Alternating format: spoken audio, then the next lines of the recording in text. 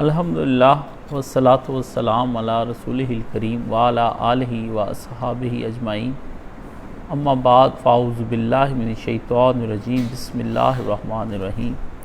اہدنا الصراط المستقیم صراط الذین انعمت علیہم غیر المغضوب علیہم ولا الضالین، آمین۔ عزیزان گرامی، انسان یہ زندگی کے جو آس پاس کے سارے دائرے ہیں ان کو اپنی مرضی سے نہیں چنتا، یہ اس پر مسلط شدہ ہیں۔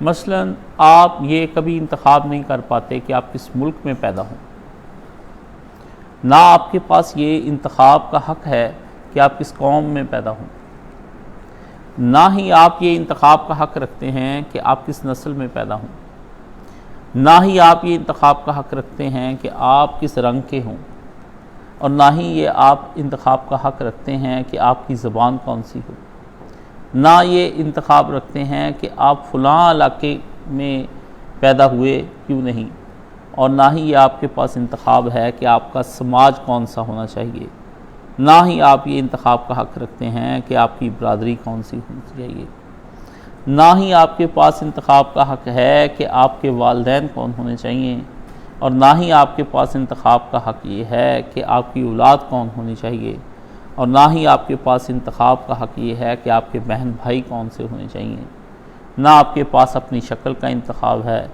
نہ اپنی مرضی کی قسمت کو آپ چوز کر سکتے ہیں۔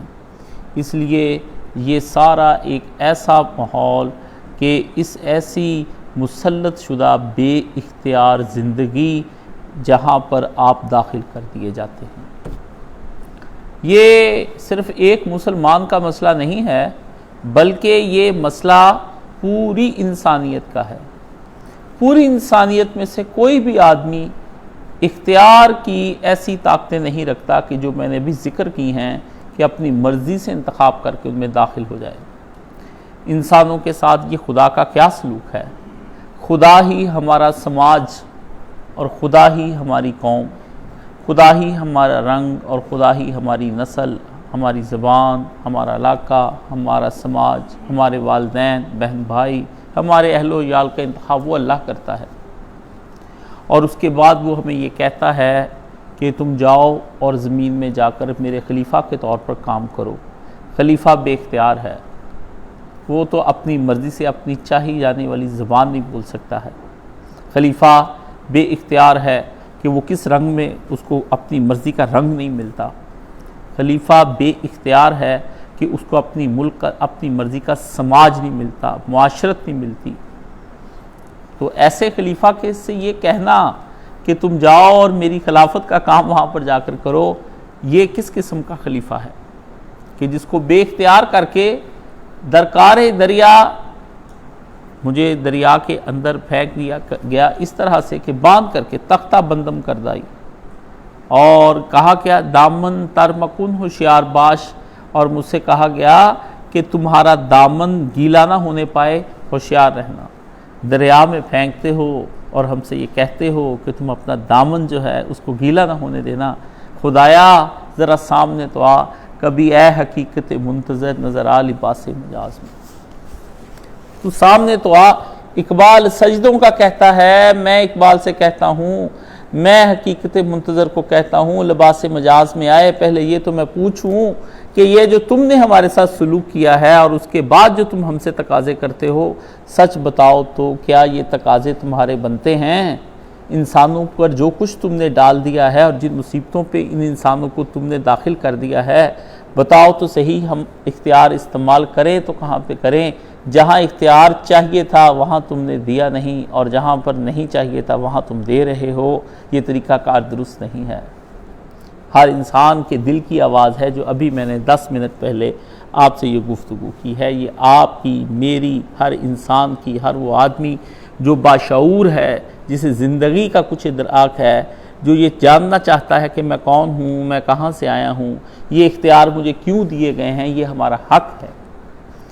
اس سے اندازہ لگائیے زندگی کس قدر سنجیدہ ہے، اور وہ لوگ جو زندگی کو غیر سنجیدہ لے کر عمر بھر لہو و لعب میں زندگیاں گزار دیتے ہیں، نشوں میں زندگیاں گزار دیتے ہیں اور فسادوں میں زندگیاں گزار دیتے ہیں، اور اپنے آپ سے بے خبر زندگی گزار دیتے ہیں، ان سے میرا یہ سوال بنتا ہے کہ اس قدر سنجیدہ زندگی سے تم غیر سنجیدگی کیسے نکال لیتے ہو، کیسے کشید کر لیتے ہو، کیسے سنجیدہ زندگی سے تم جو رس نکالتے ہو غیر سنجیدہ رس ہوتا ہے۔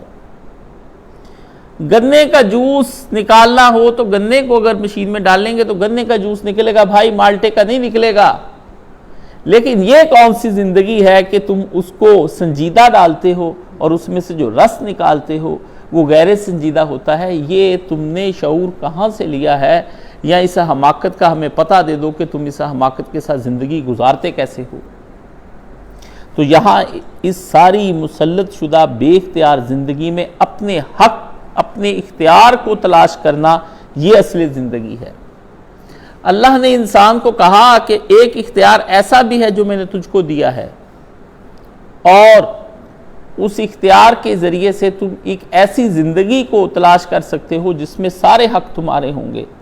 تم اپنی مرضی کے رنگ اور شکل کے رہو گے، تم اپنی چاہتوں پر پوری زندگی بسر کرو گے، جو جی چاہے گا تم کر سکو گے، جو جی چاہے گا تم اپنا سکو گے، جو جی جیسا معاشرہ تمہارا دل چاہتا ہے ویسا معاشرہ تم کو دیا جائے گا، اور جیسا ماحول تم چاہتے ہو ویسا ماحول ہم تمہیں دیں گے۔ یہاں پر آ کر ایک ایسا مسلط شدہ بے اختیار زندگی میں سے ایک اختیار تم کو ڈھونڈنا ہے، اور وہ اختیار میں تمہیں دیتا ہوں، اور اس اختیار کو تم خود تلاش کرو۔ وہ اختیار کیا ہے؟ وہ اختیار سب سے پہلے ڈھونڈے کہ میری زندگی میں میرے پاس اختیار کس چیز کا ہے۔ میں اختیار کے لیے اپنے لیے کانٹوں بھرا راستہ چن لوں یا پھولوں بھرا راستہ، یہ ہر آدمی کے پاس، چاہے وہ مومن ہے یا کافر ہے، اس کے پاس یہ راستہ ہوتا ہے۔ وہ ملک میں ایک مجرم کی حیثیت سے زندگی گزارے یا ایک اچھے شہری کی حیثیت سے زندگی گزارے، کسی بھی ریاست کے اندر یہ اختیار اس کو پورا حاصل ہوتا ہے۔ اگر وہ ایک مجرم کی حیثیت سے زندگی گزارنا چاہتا ہے تو وہ اس معاشرے کے اندر فساد کرے، وہ جلد مجرم ہو جائے گا، اور اگر وہ معاشرے کے اندر ایک اچھی زندگی گزارنا چاہتا ہے تو وہ ایک اچھا سٹیزن بن کر اپنی زندگی بتا سکتا ہے۔ یہ ریاست کا ہے۔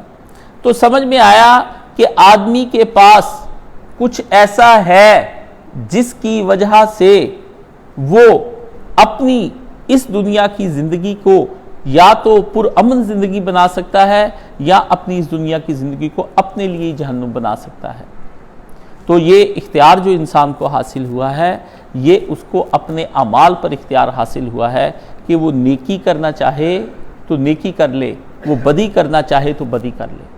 اس پوری زندگی میں اس اختیار کو تلاش کرنے کا آدمی کو حکم دیا جاتا ہے۔ مومن کے پاس یہ اختیار جلد ہی اس کو مل جاتا ہے اگر وہ قدر کرے۔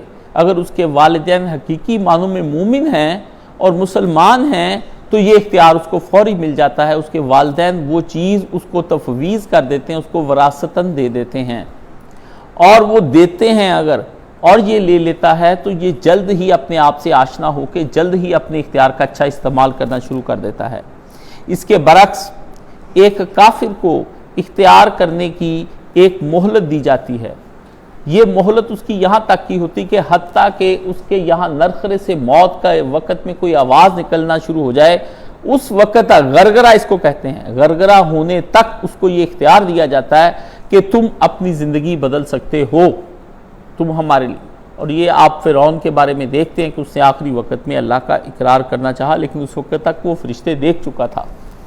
اس لیے غیب سے پردے اٹھنے سے پہلے وہ آدمی اپنے اختیار کو اگر تلاش کر کے 1 منٹ پہلے بھی وہ اللہ سے جڑ جاتا ہے اور اپنے اللہ کو پا لیتا ہے اور اس پر ایمان لے آتا ہے، تو بغیر کسی عمل کے وہ جنت میں جا سکتا ہے۔ حضرت اسیرم رضی اللہ تعالیٰ عنہ وہ صحابی ہیں جن کے بارے میں یہ کہا جاتا ہے کہ انہوں نے زمین پر ایک سجدہ بھی نہیں کیا اور وہ جنت میں چلے گئے۔ نبی علیہ السلام ان کو دین کی دعوت دیتے تھے، لیکن وہ اپنی غفلت کی وجہ سے مدینہ میں رہتے ہوئے دعوت قبول نہیں کرتے تھے۔ تو ایک غزوہ پہ رسول خدا صلی اللہ علیہ وآلہ وسلم تشریف لے گئے، تو اسیرم واپس آئے، مدینہ سے باہر گئے ہوئے تھے۔ تو جب آئے تو انہوں نے اہل مدینہ سے پوچھا کہاں گئے نبی علیہ السلام؟ تو انہوں نے کہا رسول اللہ صلی اللہ علیہ وآلہ وسلم کسی غزوہ پر تشریف لے گئے ہیں۔ اور وہ دین اسلام کے غلبے کے لیے یا موت ہوگی یا پھر زندگی ہوگی۔ تو دل نے اسی وقت کہا اسیرم بات تو تمہیں ساری سمجھ آ چکی ہے، کب تک غفلت کرو گے، کب تک غفلت کرو گے، اٹھو اور محمد کا جا کر ساتھ دو اور اس کے دین میں اس کے معاون بن جاؤ۔ تو حضرت اسیرم آئے، تو جب وہ پہنچے ہیں اس جگہ پر، تو نبی علیہ السلام کا جو گروہ تھا وہ جہاد میں مصروف تھا، وہ مسلمانوں کی طرف سے لڑنے لگے کفار سے، اور اسی لڑائی کے اندر وہ شہید ہو گئے۔ دیکھیے عشق کی ایک ہی جس نے کر دیا قصہ تمام، اس زمین و آسماں کو بحر بے قرار سمجھا تھا میں۔ بے قرار ہم سمجھتے ہیں، لیکن عشق کی ایک چھلانگ آدمی کو اس قدر دور جلدی وہ ساری منزلیں طے کرا دیتی ہے جو برسوں چلنے والا مومن نہیں کر سکتا۔ عزیزو، اس زندگی کو صحیح معنوں کے اندر گزارنے کے لیے اس کو اپنے اختیار کی تلاش کرنی ہوگی۔ نبی علیہ السلام نے فرمایا ہر مومن، ہر انسان جب پیدا ہوتا ہے تو وہ بالکل اس فطرت پر ہی پیدا ہوتا ہے، اسلام پر ہی پیدا ہوتا ہے، وہ توحید پر ہی پیدا ہوتا ہے، مگر اس کے والدین اسے ایسا ماحول دیتے ہیں جس کی بنا پر وہ لڑکا، وہ بچہ یا بچی یا ہندو بن جاتا ہے یا مسلمان یا عیسائی یا یہودی بن جاتا ہے۔ پیدا وہ دین فطرت پر ہوتا ہے، اس کی سلیٹ خالی ہوتی ہے، اس کی تختی خالی ہوتی ہے، اس کے اوپر جو الفاظ تحریر کرتے ہیں وہ والدین کرتے ہیں۔ اس تختی کو صاف کرنے کے لیے اللہ تعالیٰ اس مومن کو کہتے ہیں کہ تم اس تختی کو صاف کرنے کی کوشش کرو، مجھے تلاش کرنے کی کوشش کرو۔ اسی لیے کفر میں کیے گئے تمام گناہ اسلام لانے سے صاف کر دیے جاتے ہیں کہ تم نے مجھے تلاش کرنے میں دیر لگائی، اور وہ میں نے تم پہ معاشرہ، میں نے وہ ملک، میں نے ہی وہ رنگ، وہ قوم، وہ زبان، وہ برادری، وہ اہل و یال تم پر مسلط کیے تھے، اس لیے میں تمہیں مارجن دوں گا کہ تم نے مجھے تلاش کرتے کرتے تمہیں دیر لگی۔ ان تمام زنجیروں کو کاٹتے کاٹتے تمہیں ایک عمر بیت گئی، تم نے یہ کیا، مجھے تسلیم ہے، لیکن جب تم پر حق واضح ہو گیا اور تم نے مجھے تسلیم کر لیا کہ اشہد ان لا الہ الا اللہ وحدہ لا شریک لہ واشہد ان محمدًا عبدہ ورسولہ کہہ دیا، تو تمہارے پچھلے سارے گناہ معاف کر دیے جائیں گے۔ مومن کو بھی یہی اللہ نے فرمایا ہے، مومن اگر صحیح معنوں کے اندر توبہ کر لیتا ہے تو اس کے بھی پچھلے سارے گناہ معاف ہو جاتے ہیں۔ اگر وہ رمضان اچھا ایسا کرتا ہے تو اس کے بھی پچھلے سارے گناہ معاف ہو جاتے ہیں۔ اگر وہ شب قدر گزارتا ہے، اللہ سے توبہ کرتے اس کے گناہ معاف ہو جاتے ہیں۔ اگر وہ حج پر چلا جاتا ہے تو اس کے گناہ معاف ہو جاتے ہیں۔ اور اگر وہ ایک نماز سے دوسری نماز تک کے درمیان میں خوب اللہ کو یاد کر لیتا ہے تو ہر نماز کے بعد اس کے سارے گناہ معاف ہو جاتے ہیں۔ اس قدر مارجن دیا جاتا ہے صرف اس لیے کہ ایک مومن کو بھی تلاش کرتے کرتے ٹائم لگ سکتا ہے۔ شاید اسے تو اللہ نے مسلم پیدا کیا ہوتا ہے، مگر اس کے والدین اس کو وہابی بناتے ہیں، دیوبندی بناتے ہیں، شیعہ بناتے ہیں، اہل حدیث بناتے ہیں، اسے رافضی بناتے ہیں، اسے خارجی بناتے ہیں، اسے زیدیہ بناتے ہیں، اسے نصیریہ بناتے ہیں، اسے شیخیہ بناتے ہیں، اسے گمراہ کرتے ہیں، وہ سہروردی بنتا ہے، وہ چشتی بنتا ہے، وہ قادری بنتا ہے، وہ سلفی بنتا ہے، اس کی کئی چیزیں، اس کے رنگ، اس کے والدین، اس کا سماج اس کے اوپر برادری مسلط کرتی ہے۔ اللہ کہتے ہیں وَسَمَّكُمُ الْمُسْلِمِينَ، اس نے تمہارا نام مسلم رکھا ہے، اس سے تمہیں یہ نام نہیں دیے تھے۔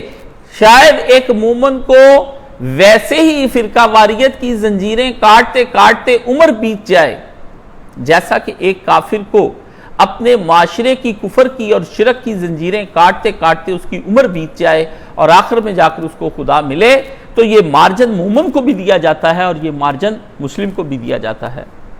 آدمی کو شرط یہ لاگو ہے کہ وہ اپنے اختیار کو تلاش کرے۔ آج کی انسانیت صرف اس وجہ سے دھوکہ کھا رہی ہے کہ وہ اپنے اختیار کی کہیں تلاش نہیں کرتی ہے۔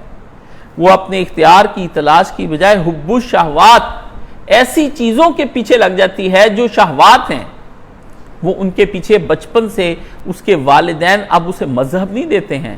یہ سیکولرزم کا دور ہے، یہ لبرلزم کا دور ہے، اب کوئی مذہب باقی نہیں رہ گیا ہے۔ اس کے والدین اسے شہوات دیتے ہیں کہ تمہیں بڑے ہو کر ایک گھر بنانا ہے، تمہیں بڑے ہو کر اپنے حالات بدلنے ہیں، ہم مفلسی میں زندگی گزار رہے ہیں، تمہیں اسے امیرانہ بنانا ہے، ہم معاشرے کے نچلے درجے میں ہیں، چھوٹے گھروں میں رہ رہے ہیں، بڑے گھر بنانے ہیں، تمہیں اپنی بہنوں کی شادیاں کرنی ہیں، تمہیں یہ کرنا ہے، تمہیں وہ کرنا ہے۔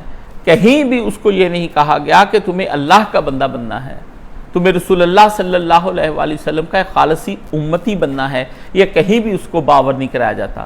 ہم اپنی وراثت میں فرقہ واریت پاتے ہیں، ہم اپنی وراثت میں شہوات پاتے ہیں، ہم اپنی وراثت میں حب جاہ پاتے ہیں، حب مال ہم پاتے ہیں، مال سے پیار، کسی عہدے سے پیار، یہ ہم پاتے ہیں۔ ہمیں یہ کہا جاتا ہے کہ اپنے حالات کو بدلو، یہ مفلسی ایک عذاب ہے، جبکہ اللہ نے اس مفلسی کے بارے میں یہی کہا کہ ان اللہ مع صابرین، وہ صابروں کے ساتھ ہے۔ دن بدل دے تو وہ خدا بدل دے، لیکن مومن کو جو پہلی چیز ہم وراثت کے طور پر دیتے وہ دین نہیں دیتے ہیں۔ اس لیے یہ والدین بھی حشر کے دن پکڑے جائیں گے، اور یہ اولادیں اگر والدین کے تسلط سے آزاد نہیں ہوتی ہیں تو یہ بھی پکڑی جائیں گی۔ یہ بہانہ نہیں مانا جائے گا کہ آپ نے مجھے فلاں رنگ، قوم، زندگی اور فلاں لوگوں کے اندر پیدا کیا تھا، اس لیے میں یہ آپ کا ایک سچا وفادار مومن نہیں بن سکا۔ یہ بہانہ قیامت کے دن نہ کافر کا چلے گا نہ مومن کا بہانہ چلے گا۔ دونوں کو زندگی کے آخری لمحے تک پوری مہلت دی جائے گی کہ اپنے اختیار کو تلاش کرو، اور اختیار کو تلاش کرنے کے بعد فرمایا تم اپنے اختیار کو جب تلاش کر چکو کہ میں اپنی نیکی اور اپنی بدی کا ذمہ دار خود ہوں، میں چاہوں تو نیک کام کر لوں، میں چاہوں تو برے کام کر لوں، دونوں صورتحال کے اندر یہ میرے اپنے اختیار میں ہے۔ آدمی کو کوئی اختیار نہیں، مگر اس کو جو اختیار دیا گیا ہے اس اختیار سے بڑھ کر کوئی اختیار نہیں۔ نیکی کا اختیار، خدا کا قرب پانے کا اختیار، اپنے آپ کو پہچاننے کا اختیار، اپنی شناخت کرنے کا اختیار، اپنی معرفت لینے کا اختیار، یہ وہ اختیار ہیں۔ اس کے لیے اس کو کسی جگہ کا سفر کرنے کی ضرورت نہیں، اس کے لیے اس کو اپنی ذات پر ہی غور کرنا چاہیے کہ میرا جو انسانی شاخلہ تیار ہوا ہے، میرا جو بدن تیار ہوا ہے، میرا جو وجود تیار ہوا، یہ کن چیزوں سے تیار ہے؟ کیا میں صرف مادہ ہی مادہ ہوں، یا میں فقط روح ہی روح ہوں، یا میں روح اور مادے کا کوئی ایسا مکسچر ہوں جس کی وجہ سے میں چل پھر رہا ہوں؟ اگر میں نرا مادہ ہوتا تو مادہ تو پتھر بھی ہیں، اور اگر میں نیری روح ہوتا تو وہ تو فرشتے اور جنات بھی نظر بھی نہیں آتے ہیں ہمیں۔ ہاں، تو فرمایا آدمی یہاں سے اپنے آغاز کرے اور اپنے اختیار کو تلاش کرنے کی کوشش کرے۔ دوسرا مرحلہ اس میں پھر آ جاتا ہے کہ اپنے اختیار کا صحیح استعمال کرے۔ آدمی نہیں جان سکتا ہے کہ اپنے اختیار کا میں صحیح استعمال کیا کروں، میرے لیے نیکی اور بدی کا راستہ کون سا ہے، خیر اور شر کی معرفت میں کہاں سے حاصل کروں، کون سی چیز ہے جو میرے لیے ابدی کامیابی کا دائرہ اور دروازہ کھولے گی، اور کون سی چیز ہے جس سے میں ابدی طور پر لعنتی ہو کر خدا سے دور ہو جاؤں گا اور برا فرد شمار کیا جاؤں گا۔ یہ پھر اس کا دوسرا اختیار کا صحیح استعمال کرنے کا موقع آتا ہے کہ وہ اپنے اختیار کا صحیح موقع تلاش کرے، اور اس کے بعد پھر اس اختیار کا صحیح استعمال کرنے کا جو علم حاصل کرنا ہے وہ کہاں سے حاصل کرے، اس علم کا ماخذ کیا ہو، کون سی چیز ہے جہاں جا کر پتہ چلے گا کہ یہ میرا اختیار کا، یہاں سے مجھے اپنے اختیار کے صحیح استعمال کا طریقہ کار پتہ چلے گا کہ میں نے اپنے اختیار کو کیسے استعمال کرنا ہے۔ پھر دو علوم اس کے سامنے آ جاتے ہیں، ایک علم وحی کا اور ایک جو غیر وحی ہے، جس میں تم فلسفے کو کہتے ہو غیر وحی، شرک آپ اس کو سائنس کو کہتے ہو، ہاں یہ کفر و شرک ہے، یہ سارے کا سارا غیر وحی ہے۔ وحی کا علم ایک ایسا علم ہوتا ہے کہ جس کے ذریعے سے فقط اس کو ہدایت آ سکتی ہے۔ یہاں پر آ کر کے وہ پھر اپنے لیے وحی کے علم کو چوز اگر کرتا ہے تو وہ پھر سیدھے راستے پر پڑ جاتا ہے، اور وہ اپنے اختیار کو پہچاننا شروع کرتا ہے۔ دنیا میں واحد پھر اس وحی کی تلاش کرتا ہے کہ وحیاں تو بہت اتری۔ 3 مذاہب اس وقت ایسے ہیں جن کو وحی ہونے کا دعویٰ ہے، اور شریعت اسلامیہ اس کی طرف انگلی کرتی ہے، اشارہ کرتی ہے۔ ایک یہودیت، دوسری عیسائیت، اور تیسری خود اسلام۔ باقی غیر الہامی مذاہب ہیں، ان کے ہاں کوئی زندگی کا پکا نظام نہیں آپ کو ملے گا۔ ان 3 کے اندر ہے. ان 3 کے اندر سے پھر اس کو تلاش کرنا ہے کہ اس میں سب سے زیادہ آخری ورژن کون سا ہے اور معتدل کون سا ہے. اور پھر وہ آخری ورژن جب تقابل کرنے کے بعد پاتا ہے تو اس کو اللہ کی واحد کتاب قرآن مجید نظر آتی ہے، اور اس پر عمل کرنے والا پہلا مومن حضور پر نور رسول مقبول صلی اللہ علیہ وآلہ وسلم کی ذات عالیہ نظر آتی ہے. اب ایک آدمی کے لیے سوا قرآن مجید کے اور سوا ذات محمدی کے کوئی چیز اس کو اس کے اپنے اختیار کو صحیح استعمال کرنے کا چارہ ہی نہیں ہے جب تک کہ وہ رسول کی طرف لوٹ نہ آئے. جب تک وہ آدمی اپنے ساری چیزوں کے دائرے کو کہ میں نے ابا و اجداد سے کیا پایا، ابا و اجداد تو سب کے الگ الگ ہیں اور سب کے الگ الگ خیالات ہیں. میں نے اپنی قوم سے کیا پایا، قوم میں تو سب کی الگ الگ ہیں اور قوم تو ہر ایک کی کے اپنے رواج ہیں. میں نے اپنی نسل سے کیا پایا، تو نسلیں تو سب کی الگ الگ ہیں. میں جس علاقے میں پیدا ہوا وہاں سے کیا پایا، وہ علاقے بھی سارے الگ الگ ہیں، اور میں جس برادری میں ہوں وہ بھی الگ الگ ہیں. تو اس کا مطلب ہے کچھ ایسا ہو جس پر سب ایک جگہ پہ اکٹھے ہو جائے اور اس ایک نقطہ وحدہ کو مانے، اور اس ایک نقطہ وحدہ کے اوپر آ کے وہ اپنے آپ کو اس کے حوالے کرتا ہے. یہ ہے وہ چیز کہ ہمیں اپنی بے اختیار زندگی میں اپنے اختیار کو تلاش کرنا ہے. جو لوگ اپنے اختیار کو تلاش کرنے میں کامیاب ہو جاتے ہیں وہ لوگ ابدی زندگی کے حقدار ہو جائیں گے آخرت میں. پھر جب وہ ادھر آ کر کے یہ ساری چیزیں جن میں وہ بے اختیار ہے، پھر جب وہ اپنے اختیار کا صحیح استعمال کرے گا تو جنتی ایک معاشرہ اس کو دیا جائے گا. ایک ایسا معاشرہ جو نبیین، صدیقین، شہداء اور صالحین پر مبنی ہوگا. ایک ایسا معاشرہ، ایک ایسی نسل، ایک ایسی زبان، ایک ایسا رنگ، ایک ایسی قوم جن سب کے دلوں کے اندر کینہ اور بغض نہیں ہوگا. وَلَا تَجْعَلْنَا فِي قُلُوبِهِمْ، ہمارے دلوں کے اندر ایسا نہ ہو کہ غل ہو، کینے سے پاک دل ہوں گے، جھوٹ سے پاک ہوگا معاشرہ. تو ساری کسریں جنتی معاشرے کے اندر وہ جو جس کا اس آدمی کو عمر بھر اللہ پر اعتراض رہا کہ میں اپنی مرضی کی رنگ، قوم اور نسل میں پیدا نہیں ہوا، وہ اعتراض رفع کر دیا جائے گا. اور پھر دوسری بات، اس کو یہ بھی اللہ پر گلا رہا کہ اس عمر بھر میں نے اے خدایا اپنی مرضی نہیں کر سکا. تو اللہ نے کہا آؤ تم ہماری بات کو مانو اور ایک ایسی جنت کے اندر داخل ہو جاؤ جہاں تم اپنی مرضی کر سکو گے، اور تمہاری مرضی کا اختیار کا دائرہ ایسا شاندار ہوگا کہ تم کبھی بھی شر کو چنو گے ہی نہیں. تم جب بھی چنو گے خیر کو ہی چنو گے. خیر کے خیالات اتنے پیدا کر دیے جائیں گے، اتنی فلیشز آپ کے دماغ میں پیدا کر دی جائیں گی کہ شر کو کبھی گھسنے کی وہاں جگہ بھی نہیں ہوگی اور شر وہاں پر ہوگا بھی نہیں. شر ختم ہو جائے گا، شیطان نہیں ہوگا. آپ کو نفس کا یہ امتحان نہیں دیا جائے گا جو ابھی نفس کا یہ امتحان آپ دے رہے ہیں.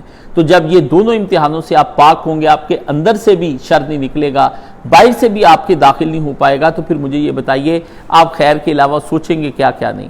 آج بھی جو لوگ خیر کے بارے میں سوچتے ہیں ان کے ذہن میں خیر کے اتنے پلان ہیں کہ عمر کم پڑ جاتی ہے اور نسلیں کم پڑ جاتی ہیں اور وقت کم پڑ جاتا ہے، مگر وہ اپنے خیر کے پلان کو ساری عمر جو ہے وہ پورا نہیں کر پاتے ہیں.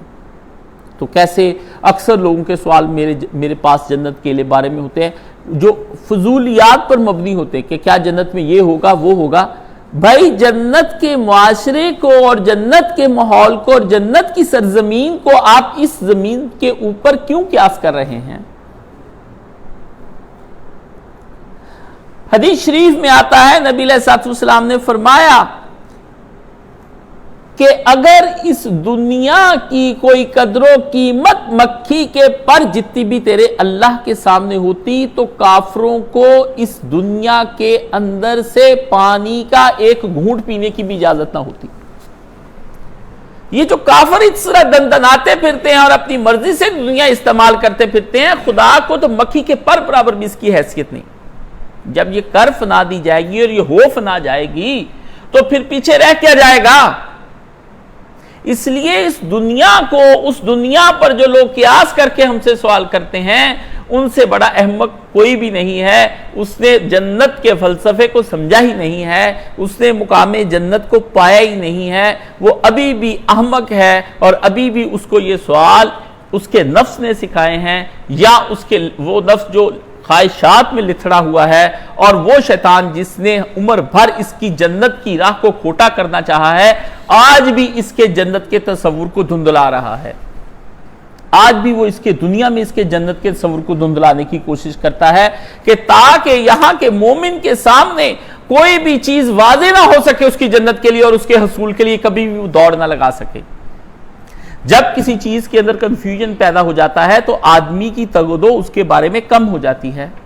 جب جنت کے بارے میں آپ کا کنفیوژن آپ کو کنفیوزڈ کر دیا جائے گا اور آپ کا ویژن کنفیوژن میں چینج ہو جائے گا تو میرے عزیز پھر کس طرح سے آپ جنت کے معاشرے کو سمجھ پائیں گے اور کس طرح اس کی دوڑ لگائیں گے؟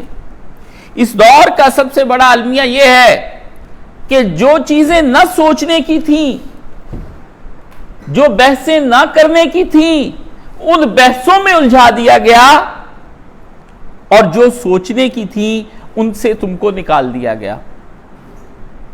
یہ معاملہ صرف اس زندگی کے لیے ساتھ ہی نہیں جڑا ہوا، یہ آخرت کے ساتھ بھی جڑا ہوا ہے۔ اس زندگی کے ساتھ یہ کیسے جڑا، ذرا آئیے میرے سامنے۔ آپ اپنے ٹک ٹاک ہر آدمی دیکھتا ہے اور ریلز اس کے اوپر چلتی ہیں، ہر لمحے کے بعد وہ ریلز بدلتی جاتی ہیں۔ صرف 10 منٹ کے لیے میرے پاس آپ اپنا ٹک ٹاک نکال کر دیکھیں گے وہ ریلز، اور اس کو مجھے آپ نے انسٹاگرام کو دیکھنا ہے۔ اس میں کس چیز پہ بحث ہوگی؟ کپڑے،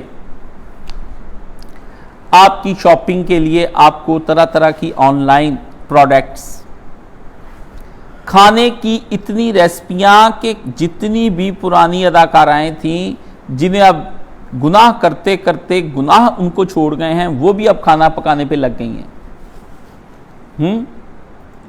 لڑکے کھانا پکانے پہ لگ گئے ہیں، وہ لڑکے، یہ عورت کی ذمہ داری تھی، اب مرد اس پہ لگ گئے ہیں۔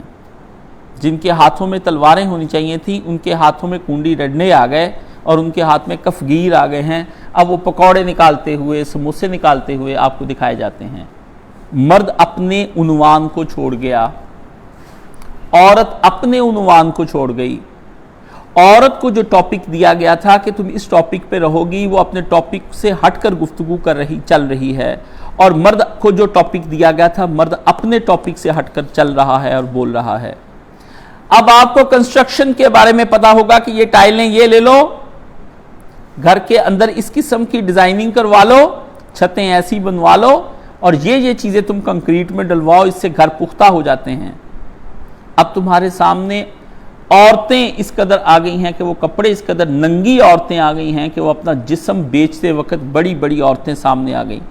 بڑھیا بزرگ عورتیں اب آپ کو ٹک ٹاک بناتی نظر آتی کہ ان کو کسی نے کہا فارغ بیٹھی ہیں تو آپ یہ کام کریں۔ وہ جو آخری وقت میں اپنے لیے 10 لاکھ دفعہ کلمہ شریف پڑھ کے رکھا کرتی تھیں، اب وہ آپ کو ٹک ٹاک پہ ناچتی ہوئی نظر آتی ہیں۔ اب وہاں پر بیٹھ کر آپ کو سیکس کے طریقے سکھائے جاتے ہیں۔ لڑکیاں اب وہاں پر سیکس کے طریقوں کو اس قدر بولڈ انداز سے پیش کرتی ہیں کہ آپ حیران رہ جاتے ہیں۔ وہ آپ کو سیکس کرنے کے طریقے بتاتے ہیں، اورل سیکس کیوں کریں، مردوں کے ساتھ یہ اپنے کریں، اپنے مردوں کو یوں لبھائیں، ان کو قابو کریں۔ وہ اگر کسی غیر عورت کی طرف اتنا جماع اس کے ساتھ کریں کہ وہ غیر عورت کی طرف دیکھے ہی نہ، وہ اپنے مردوں کو کمزور کرنے پہ لگی ہیں۔ مردوں کو ہر وقت جنسی چیزیں چاہیے، وہ بتاتے ہیں، نعیم حکیم بیٹھ گئے، وہ بتاتے ہیں یہ آپ کلونجی کھائیں، آپ یہ میتھی دانہ کھائیں، آپ فلانی شے بازار سے لے لیں، یہ 9 چیزیں ملا کے یہ کھائیں۔ اب یہ رہ گیا آپ کا، یہ آپ کی بحثیں ہیں، آپ کے اندر مذاق اڑانا اپنے حکمرانوں کا، باہر کے حکمرانوں پہ فریفتہ ہو جانا، ننگی فلمیں، ننگی تصویریں لائیو چینل پر آ رہی ہیں۔ یہ مذہبی طور پر آپ کو جو چیزیں آپ کے ساتھ آپ بیان کی جاتی، میوزک جائز ہے کہ نہیں، مجسمے بنانے جائز ہیں کہ نہیں، تصویریں بنانی جائز ہیں کہ نہیں، ہاں فلاں نے فلاں کے حضرت کے ساتھ یہ کیا، ہاں، اور اب میمز بنتی ہیں، ہاں، اب آپ کے پاس طرح طرح کی چیزیں وہاں پر آ رہی ہیں، ایسی انفارمیشن، گوشت بنانے کے، کھانے کے اتنے طریقے، ترکی کا گوشت کھائیے، ازبکستان کا گوشت کھائیے، لندن کا کھائیے، چائنا کا منگوائیے، مصر کے طریقے، سعودی عرب میں یہ ملتا ہے، سڑکیں یہ ہیں، گارڈنز یہ ہیں، یہ کالونی کٹ گئی، وہ کالونی بن گئی، یہ اجڑ گئی، وہ برباد ہو گئی، یہ آپ کے موضوع ہیں۔ اور اس کے مقابلے میں ہو کیا رہا ہے آپ کے ساتھ؟ ہو کیا رہا ہے؟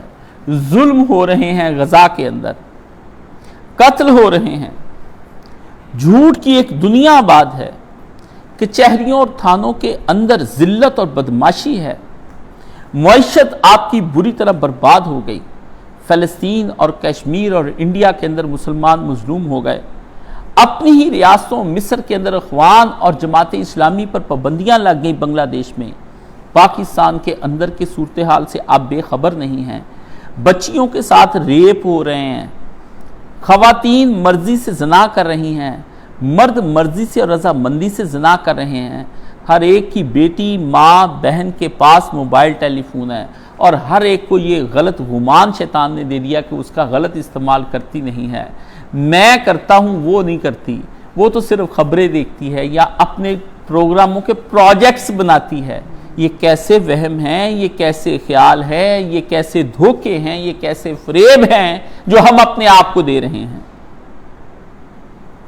نعتیں سنی آنسو بہا دیے، نعت کو شیئر کر دو، ساتھ ہی ایک گندا پورنوگرافی کا کلپ آ گیا تو دوست کو شیئر کر دو، پبلک کو شیئر کرنے کے لیے کچھ اور، ہم ذوق اور ہم پیالہ اور ہم نوالا یاروں کے لیے کچھ اور۔ دو دو چہرے نہیں، ہزار ہزار چہروں پہ ہم نے کتنے چہرے سجا لیے ہوئے ہیں۔ یہ امت ہے۔ یوں سوچا جاتا ہے، یوں اپنی ترقی کی جاتی ہے۔ کیا زمانے میں یہی ہے پنپنے کی باتیں؟ اقبال نے کہا تھا آپ زمانے میں یوں ترقی کریں گے؟ اور اتنی کتابوں کی دنیا اس کے اوپر آباد ہے کہ ہر غلط صحیح کتاب کے ایڈ پر ایڈ چلے جا رہے ہیں، اور گھر بیٹھے کتاب منگوائیے، اور وہ جو کتاب گھر پڑی ہے اس کو کون پڑھے گا؟ آپ کتابیں آرڈر کریں گھر کے لیے، لائبریریاں سجا رہے ہیں، اور جو گھر قرآن پڑھا ہے اس کو کون پڑھے گا؟ آپ لوگوں کی ہسٹریاں پڑھ رہے ہیں، محمد رسول اللہ صلی اللہ علیہ وسلم کی ہسٹری کون پڑھے گا؟ تو جیسی چیزیں آپ نے اس دنیا میں رہتے ہوئے اپنے موضوعات کو چھوڑا، اور چھوڑ کر ایک نئے موضوعات شیطان نے اور نفس نے آپ کو سکھا دیے، بعین ہی آپ دین کے متعلق اور جنت کے متعلق جو سوال کرتے ہیں وہ متعلقہ نہیں ہوتے ہیں، وہ بھی غیر متعلقہ ہوتے ہیں۔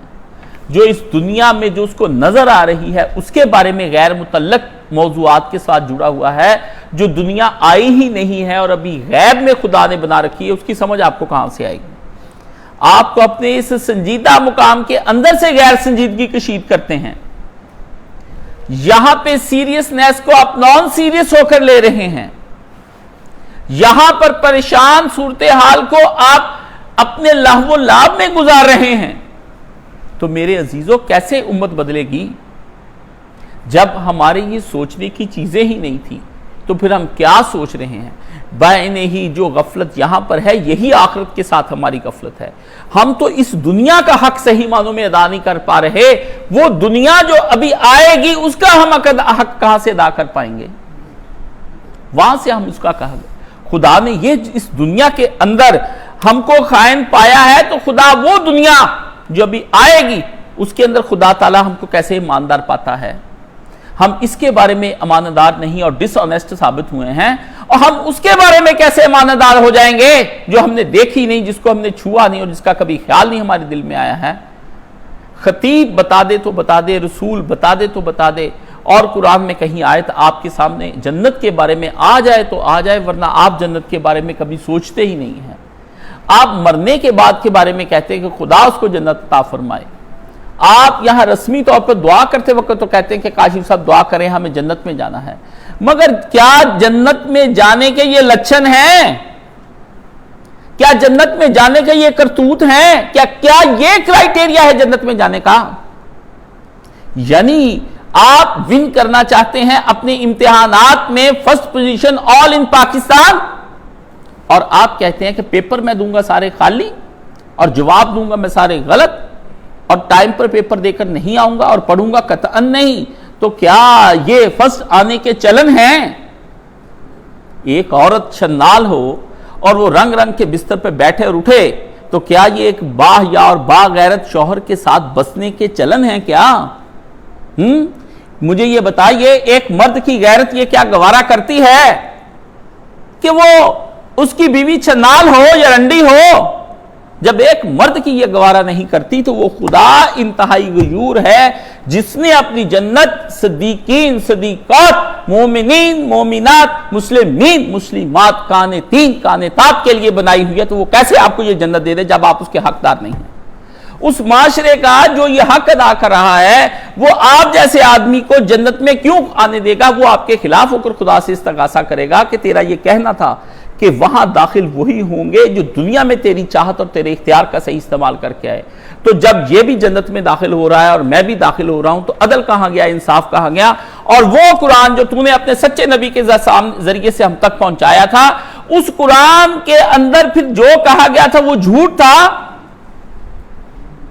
یہ شفاعت کا کون سا عقیدہ اور ورژن آپ لے آئے ہیں جس میں ہر طرح کا گناہ آپ کے لیے جائز ہو رہا ہے؟ یہ شفاعت کا وہ ورژن تو ہمیں بتا دیں۔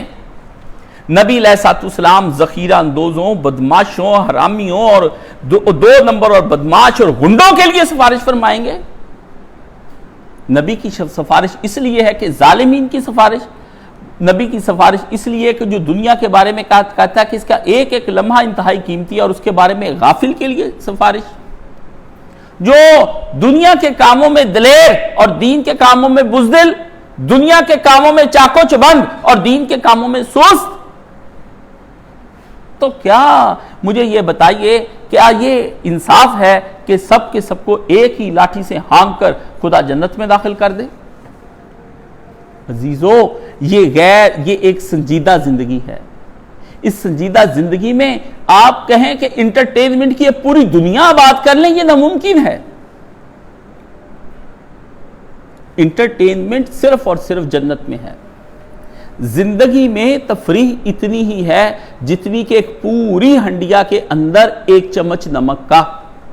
اگر آپ پوری ہنڈیا کو نمک سے بھر دیں گے تو وہ ہنڈیا نہیں رہ جائے گی۔ ہے تفریح، رسول نے بتائی ہے، لیکن وہ تفریح ہی کو آپ زندگی بنا لیں۔ آپ اسپورٹس کی ایک دنیا آباد کر لیں، آپ فلموں کی ایک دنیا آباد کر لیں، آپ آباد کر لیں مجسموں کی ایک دنیا، اور آپ آباد کر لیں ایک ایسا جہان جہاں میں رہ کر آپ کو کبھی خدا کی، آخرت کی اور رسول کی اور قبر کی اور حشر کی اور پل صراط کی کوئی یاد ہی نہ آئے۔ یہ کیسی دنیا آپ نے آباد کی؟ رسول نے جو ریاست مدینہ بنائی تھی اس میں یہ کچھ نہ تھا۔ رسول نے ایسی ریاست ترتیب دی تھی جس میں ہر وقت آدمی اپنی آخرت کے بارے میں سوچتا تھا، اپنے حشر کے بارے میں سوچتا تھا، اپنی موت کے وقت میں جو غلبہ سکرات کا طاری ہوتا ہے، اس پہ سختیاں ہوتی اس کے بارے میں سوچتا تھا، اس سے پناہوں کے بارے میں سوچتا تھا۔ دیکھیے کس کو کیا خیال اور کب آیا، کس کو کیا خیال اور کب آیا۔ ذرا ایک مثال مجھ سے سنیے اور پھر اسی پہ صرف اکتفا کیجئے کہ ایک خاتون ہے، وہ یہ کہتی ہے کہ میری یہ خواہش تھی کہ میں موت کے وقت میں راحت پاؤں، موت کے وقت۔ پھر میں نے ایک ہستی کو دیکھا جو مجھ سے معتبر تھی، اور اس ہستی پر جو گزری تو پھر اس کے بعد سے میں نے کہا یہ مشکل لگتا ہے تم پہ ایسا گزرے۔ جانتے ہو کون ہے؟ یہ میری اور تمہاری ماں حضرت ام المومنین سیدہ عائشہ صدیقہ رضی اللہ تعالیٰ عنہ ہے، اور جس کا وہ تذکرہ کر رہی ہیں وہ رسول کریم صلی اللہ علیہ وآلہ وسلم۔ 8 دن نبی 3 دن نبی بخار میں جلا کیے، روزانہ 20 مشقیں نبی علیہ السلام کے اوپر لا کے ایک لوہے کے ٹپ میں بٹھا کر رسول اللہ پہ ڈالی جاتی۔ حضور پر نور رسول مقبول صلی اللہ علیہ وسلم کو موت سے پہلے غشیاں پڑتی، آپ نے اپنے پاس پیالہ رکھا اور پیالے کو بار بار اپنے چہرے پر پھیرتے اور اللہ کو یاد کرتے۔ اس وقت میں عائشہ صدیقہ کہتی ہیں میرے دل میں خیال آیا میں رسول کی بیوی ہوں، اللہ مجھ سے رعایت فرمائیں گے، پر جب میرے سینے پہ میرے پیارے شوہر اور تمہارے نبی محمد رسول اللہ نے جان دی تو اس دن سے یہ خیال سے دل سے جاتا رہا کہ عائشہ موت کو اتنا آسان نہ سمجھ، موت کو اتنا آسان نہ سمجھ۔ عزیزو، یہ کوئی ہم اپنی زندگی سے جو ایک سنجیدہ زندگی سے غیر سنجیدہ اور تفریح والی زندگی اور لہو و لعب اور غفلت والی زندگی کو نکالتے ہیں. یہ کس کا رس نکال رہے ہو؟ یہ کفر، شرک، شیطانیت پر مبنی نظریات کا رس تو ہو سکتا ہے، مگر الہام اور وحی پر مبنی محمد رسول اللہ کے قرآن کا رس نہیں ہو سکتا. اس کا رس نہیں ہو سکتا. یہ کسی شراب کا تو رس ہو سکتا ہے کہ تم اس کو پی کر کے مدہوش ہو رہے ہو. یہ رسول کے دیے ہوئے فرمانوں کا رس نہیں ہو سکتا. اس لیے اپنی اس زندگی میں جو ساری غیر اختیار ہے، اس میں جو بندہ اختیار کو تلاش کر جائے وہی مرد حر ہے اور وہی اپنے زمانے کا ابراہیم ہے.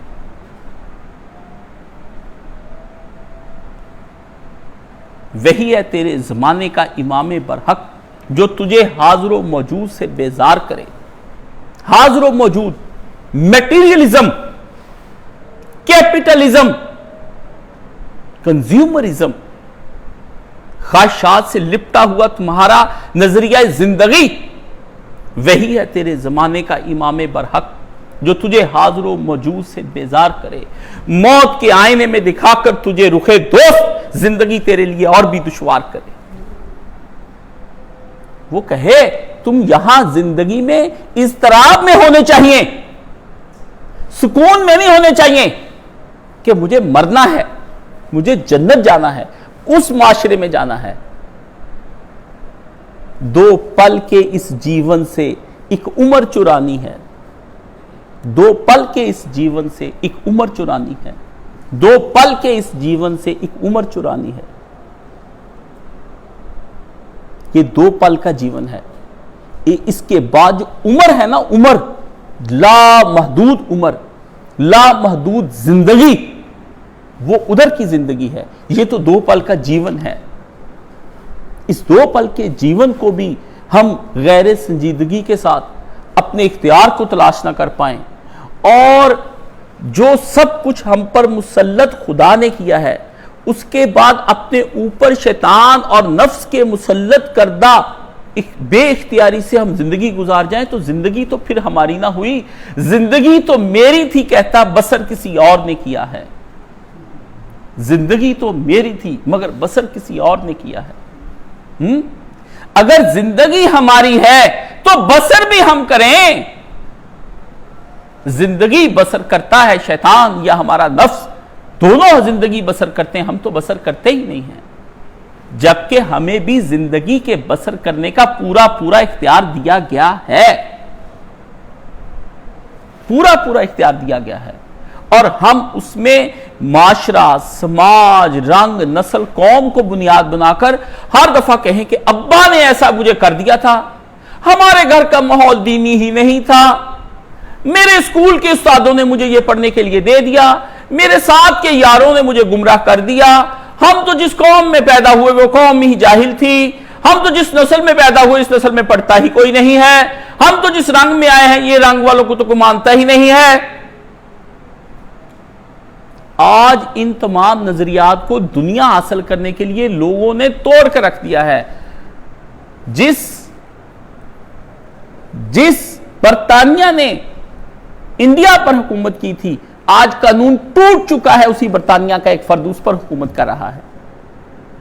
وہ کالے جن کو لا کر افریقہ سے بیچا جاتا تھا امریکہ کے اندر، وہ کالے حکمران بن کر سامنے آئے ہیں.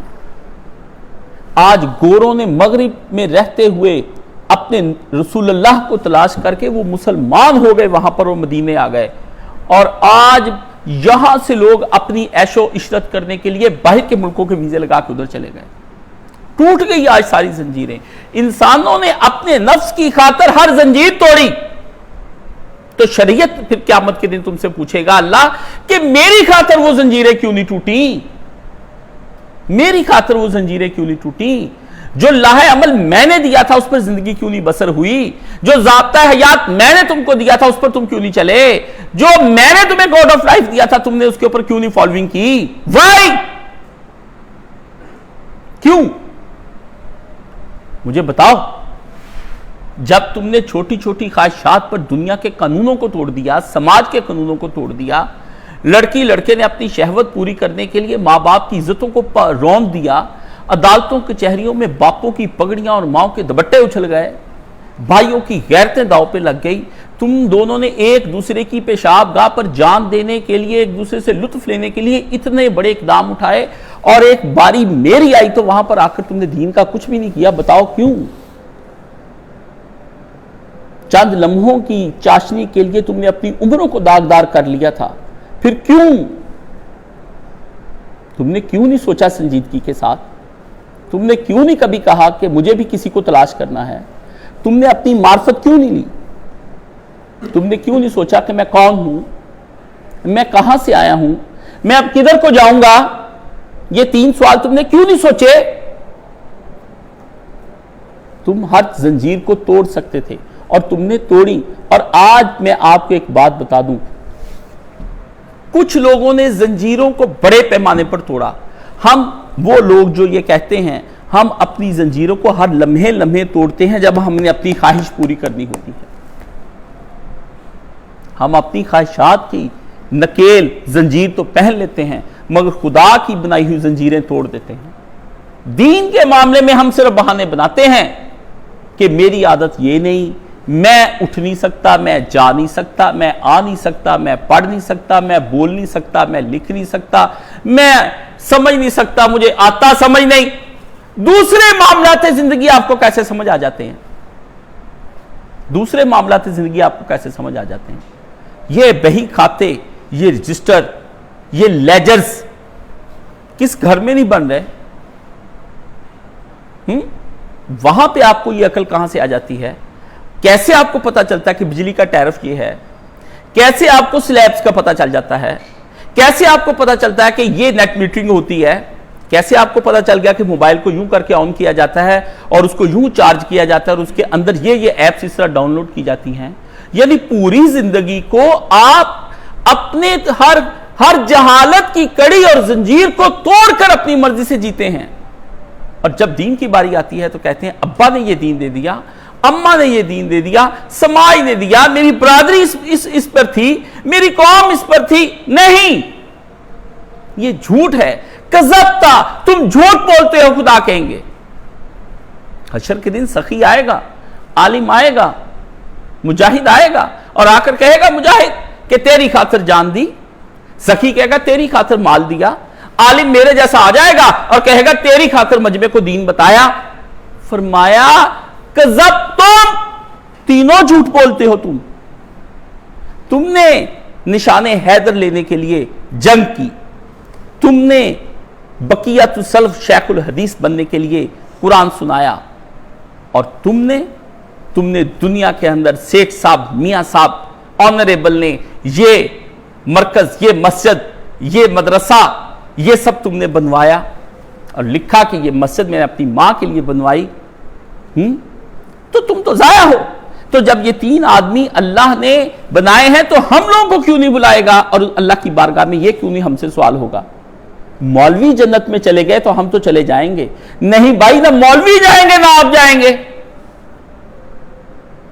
मौलवी का रवैया जो है वो भी अपने नफ्स के लिए है और तुम्हारा भी अपने नफ्स के लिए है। बस रास्ते दोनों ने अलग अलग इख्तियार कर रखे हैं। अजीजों, 2 पल के जीवन से एक उम्र चुरानी है। 2 पल के जीवन से एक उम्र चुरानी है। अपने इख्तियार को पहचानिए, अपने इख्तियार को तलाश कीजिए, तन्हाई में बैठकर मुराकबा कीजिए। बैठिए 4, 5, 6 घंटे तन्हाई में, एक ऐसी जगह जिसके सामने कोई चीज़ भी आपको इन्वॉल्व ना करे। ये लोग यहाँ पर आकर बैठते हैं, ये भी तन्हाई नहीं है। एक ऐसा कमरा जिसमें कोई चीज़ ना हो, एक ऐसा कमरा जिसमें कोई नक्शो निगार ना हो। एक दीवार के बिल्कुल सामने बैठ जाइए और सोचिए। फिर आपको पता है मुराकबे को कौन सी चीज़ ख़राब करती है? एक मिसाल सुनाऊंगा। हुजूर सल्लल्लाहु अलैहि वसल्लम को किसी ने एक चादर तोहफे में दी, आपने उस हदिया को कबूल फरमाया। नबी अलैहिस्सलाम ने वो चादर लेकर नमाज पढ़ी, सलाम फेरते ही रसूल खुदा ने वो चादर धारीदार उतार कर फेंक दी। صحابہ نے اہلیہ نے پوچھا یا رسول اللہ کیا ہوا؟ فرمایا مجھ محمد کی نماز کو جو چیز ڈسٹرب کر رہی تھی یہ دھاری دار چادر تھی، جس کی وجہ سے میں نے اس کو اتار دیا۔ نماز میں بار بار اس کی دھاریوں کی طرف خیال آتا تھا۔ اگر خیال محمد کا یہ عالم ہے تو تمہارے خیالات کا کیا عالم ہوگا؟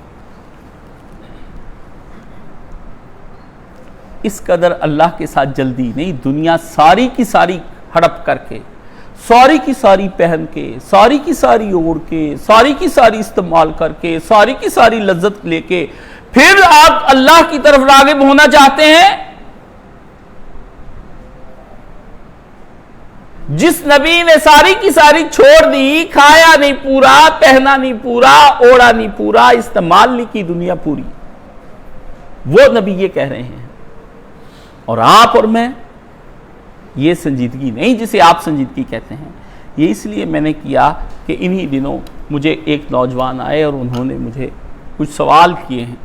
میری آپ کو پتہ ہے کہ اب حالت ایسی نہیں ہے کہ میں سوالوں کے جواب دوں۔ میں تو اعلان کیا ہوا کہ سوالوں کے جواب بند ہیں۔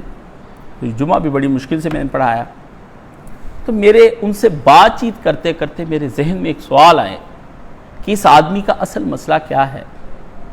تو میں نے ان سے کہا آپ رک جائیں، جب تک میں ایک اور کچھ لکھ نہ لوں اتنی دیر تک میں آپ سے بات چیت نہیں کر سکتا۔ تو پھر میرے ذہن میں یہ خیال آئے کہ یہ باتیں اس ایک آدمی کا مسئلہ نہیں ہے، یہ امت کے سارے لوگوں اور انسانوں کا مسئلہ ہے۔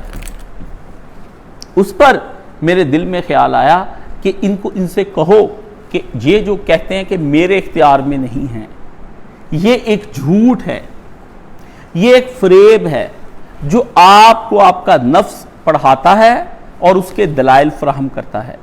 گناہ کے جواز کے لیے، نیکی پر نہ آنے آپ کو سے روکنے کے لیے، نیکی سے کہیں آپ نیکی پر نہ آ جائیں، کہیں آپ ایڈمٹ نہ کر لیں کہ ہاں میں نے ہی گناہ کر کے اپنی زندگی برباد کی ہے، آپ کو کبھی سچی توبہ نہیں کرنے دے گا، کبھی بھی سچی توبہ نہیں کرنے دے گا۔ آج جب تک اپنے آپ کو مجرم نہیں گردانیں گے کہ میں نے کیے، اپنی مرضی سے کیے، سوچ سمجھ کر کیے، پلان بنا کر کیے، گناہ میں نے خود کیے، اچانک سے مجھ سے کچھ نہیں ہوا، اور میں جو اللہ کی راہ پر نہیں آ رہا ہوں یہ میں اپنی مرضی سے ہی نہیں آ رہا ہوں۔ یہ نہیں ہے کہ آپ تو آنا چاہتے ہیں مگر اللہ مدد نہیں کرتے ہیں۔ قرآن میں فیصلہ ہے کہ جو ہمارے راستے میں آئے گا لا نہدینہم سبلنا، ہم ضرور بضرور اس کا راستہ کھول دیں گے۔ یہ ہو ہی نہیں سکتا کہ بندہ آنا چاہے اور ہم اس کا راستہ کھولیں۔ حدیث شریف میں آتا ہے کہ آدھی رات کے وقت اللہ اس طرح سے اپنے ہاتھ پھیلا لیتے ہیں، رحمت دونوں ہاتھ اس طرح پھیلاتی ہیں۔ یہ ہاتھ ماں کے ہاتھ ہیں جو بڑی مدتوں سے گئے بچے کو آواز دیتی کہ بیٹا لوٹ آ، بیٹا لوٹ آ۔ بیٹا جنگل ہے، گیدڑ ہیں، شیر ہیں، چیتے ہیں، اژدہے ہیں، سانپ ہیں، بچھو ہیں، کھا جائیں گے، ڈس لیں گے، لوٹ آ میری طرف یا باغی، اے وہ باغی لوٹ آ میری طرف۔ ہر رات جو خدا اس طرح سے بندے کے لیے ہاتھ پھیلا کر بیٹھا ہو اور بندہ غفلت کی نیند سو رہا ہو اور پھر وہ کہے کہ میں تو لوٹنا چاہتا تھا مگر میرے لیے اللہ نے کوئی سامان پیدا نہیں کیا، اس سے بڑھ کر جھوٹ کوئی نہیں ہے۔ بس ایک دفعہ آپ اپنے دل سے فیصلہ کر لیں کہ لوٹنا ہے یا نہیں لوٹنا ہے۔ خدا کو اس سے کوئی غرض نہیں کہ سارے مومن ہو جائیں، اس کی بادشاہی میں کوئی فرق نہیں آئے گا۔ سارے اللہ کے نبی نے کہا کافر ہو جائیں، پھر بھی اللہ کی بادشاہی میں کوئی فرق نہیں آئے گا۔ فرق آئے گا تو ہمارے اپنے نصیب اور اپنے انجام میں کہ یا ہم خسارے میں چلے جائیں گے یا ہم نفع میں چلے جائیں گے۔ وآخر دعوانا ان الحمدللہ رب العالمین۔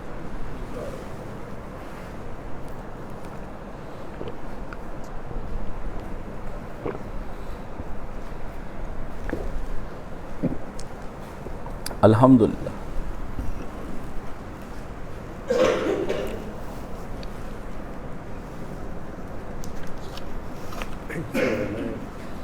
یہ سوال آیا تھا ساتھی کو جو ہے جمعہ میں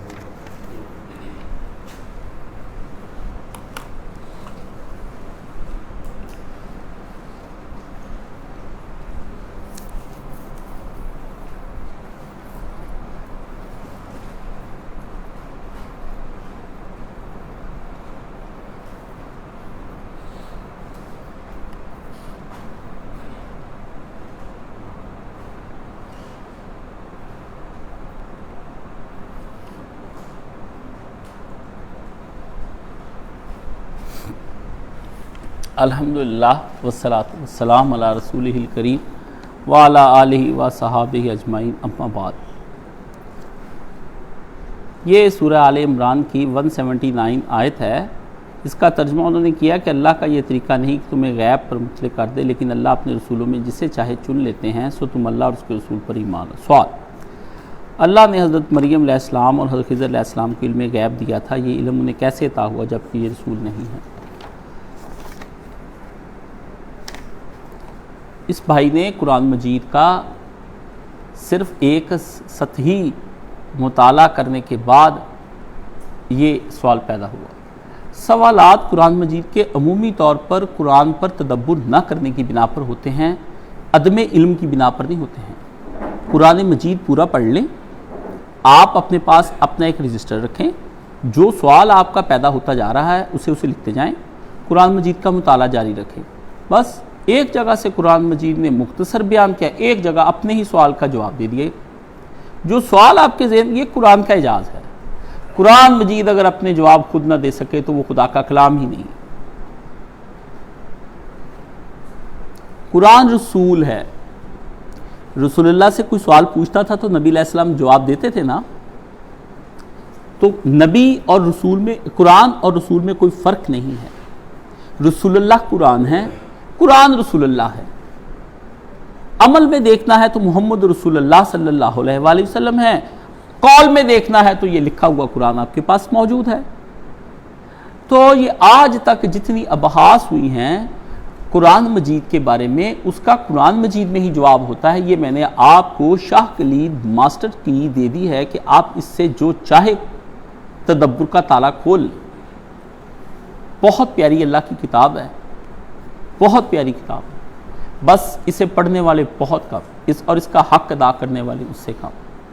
کبھی آپ تدبر سے جتنا آپ اپنے گھر کے بجٹ کے بارے میں سوچتے ہیں نا، صرف اتنا ہی اگر قرآن میں سوچ لیں، یہ پیسے کہاں سے آئیں گے اور یہ پیسے گئے کہاں پہ ہیں، اتنی صرف پیسوں جتنی اہمیت اس قرآن مجید کو دے دیں، یہ کھول دے گا۔ حضرت خضر بھی اپنے علاقے کے نبی تھے، وہ کوئی ایک نئی بحث چھیڑ دیتے ہیں آپ لوگ، ان کو ولایت تھی، وہ ایسے تھے۔ اسی لیے انہوں نے کہا موسیٰ علیہ السلام کو کہ کچھ علوم تمہیں دیے گئے ہیں اور کچھ مجھے کہا گیا ہے۔ موسیٰ علیہ السلام جب انہیں کہا السلام علیکم، تو انہوں نے کہا اس زمین پر سلام، آپ کون ہیں؟ تو ان کا یہ سوال کہ آپ کون ہیں، اس سے علم غیب ثابت ہو گیا ہے۔ عجیب بات ہے، ان کا پوچھنا ہی بتاتا ہے کہ انہیں علم غیب نہیں۔ انہوں نے کہا میں موسیٰ، تو کہا موسیٰ کون سے؟ اچھا ابھی وہاں باقی ہے کہ موسیٰ کون سے ہیں۔ اس لیے قرآن مجید پہ پہلے فہم و تدبر کریں۔ جب ہم اس پہ فہم و تدبر نہیں کرتے ہیں، موسیٰ علیہ السلام بنی اسرائیل کی طرف تھے، ہر قوم میں الگ الگ نبی بھیجے گئے، صرف ایک رسول اللہ ہیں جو پوری دنیا کے لیے نبی بنا کر بھیجے گئے۔ ٹھیک ہے، مسئلہ حل ہوا، اس سے ایک بات تو یہ حل ہوئی۔ دوسرا پوچھتے ہیں حضرت مریم علیہ السلام کو علم غیب دیا، یہ کہاں ہے، یہ کہاں لکھا ہوا، یہ تم نے کیوں حضرت مریم علیہ السلام کے قصے سے کس لفظ سے نکال لیا کہ انہیں علم غیب حاصل ہے؟ فرمایا انہیں ان حضرت مریم پر کئی جو کرامات تھیں ان کا ظہور ہوا، مثلا ان کے سامنے ایسے پھیلاتے تھے اور وہ غیب سے رکھ دیے جاتے تھے۔ ٹھیک ہے، اور علم غیب کی حالت یہ ہے ان کی کہ جب وہ وہاں پر حضرت جبریل انسانی شکل میں آئے تو فرمایا تم کون ہو، مجھے تو کبھی کسی مرد نے چھوا نہیں۔ تو وہ دیکھ کر کہتی ارے جبریل یہاں کیسے آنا ہوا؟ عزیزی قرآن مجید اگر تو فرقوں کے ذریعے سے سمجھو گے تو پھر قرآن مجید کبھی سمجھ نہیں آئے گا، مولویوں کے مناظروں سے سمجھو گے تو قرآن مجید کبھی سمجھ میں نہیں آئے گا، جعلی خطیبوں، وائزوں اور ذاکروں سے سمجھو گے تبھی کبھی قرآن مجید سمجھ میں نہیں آئے گا، مفسرین سے سمجھو گے تب بھی سمجھ نہیں آئے گا۔ قرآن اس دن سمجھ آئے گا جس دن تم نے سمجھنے کا ارادہ کر لیا، تیرے دل پر نہ ہو جب تک نزول کتاب، گرہ کشا راضی ہے نہ صاحب کشاف، اقبال نے کہا تھا۔ تفسیریں تیرا کچھ نہیں کر سکتی، جب تک تیرے دل کے اوپر قرآن نازل نہ ہو جائے. سمجھ لے محمد رسول اللہ صلی اللہ علیہ وآلہ وسلم تیرے لیے جبریل امین ہیں. جیسے رسول کے قلب پر حضرت جبریل نے قرآن نازل کیا، ایسے ہی تیرے قلب پر دنیا کے سب سے افضل انسان نے قرآن نازل کیا. بدبخت وہ امتی جس نے اپنے قلب کو اپنے نبی کا اتارا ہوا قرآن نہیں سمجھا. ایک ہی کتاب رسول دے کر گئے، زیادہ کتابیں نہیں دی امت کو. زیادہ کتابیں امت نے بنائی ہیں قرآن کو نہ سمجھ آنے کے لیے کہ قرآن مجید کہیں سمجھ نہ آ جائے آپ کو، اس لیے تفسیریں لکھو. پھر جس کے ہاتھ میں قلم آیا اور جیسا کچا پکا اس نے علم پڑھا تھا، اس نے قرآن مجید کی تفسیر لکھ ڈالی. جس نے کچا پکا قرآن پڑھا وہ شیخ محمد کی طرح قرآن مجید کا غلط استعمال کرنے لگ گیا. قرآن مجید کو خود کھولیے. اگر آپ باحیا ہوئے اور غیرت مند ہوئے، اور اگر آپ اچھے اور نیک انسان ہوئے اور آپ کی نیت صاف ہوئی، تو قرآن کی کتاب اپنے چہرے کا پردہ ہٹا کے آپ سے گفتگو کریں. اگر آپ بد نیت، بے لحاظ، بے شرم اور بے غیرت اور پرلے درجے کے عیاش اور 2 نمبر ذہن کے آدمی ہوئے اور قرآن مجید، تو قرآن کی کتاب آپ سے پردہ کر لے. وہ کبھی آپ سے بات چیت نہیں کرے. قرآن بہت باحیا کتاب ہے. یہ بڑے بڑے نفیس اور متقیوں کے لیے کھولتی ہے. اس لیے قرآن مجید کے شروع میں اللہ نے کہا خیال ٹھیک لانا، ذالک الکتاب لا ریب، یہ بات یاد رکھ قرآن کے اندر کہیں ٹیڑھ نہیں. ھدی للمتقین، یہ ہدایت اس کے لیے ہوگی جس کے ارادے اللہ کا قرب پانے کے ہوں گے.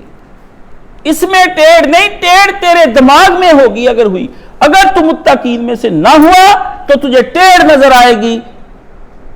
اس میں کہیں ٹیڑھ نہیں. ذالک الکتاب، شروع کرتے ہی بات یہاں سے کی، ذالک الکتاب لا ریب فی، ٹیڑھی میڑھی کجی الٹی سیدھی بنگی پھگی کچھ نہیں اس میں.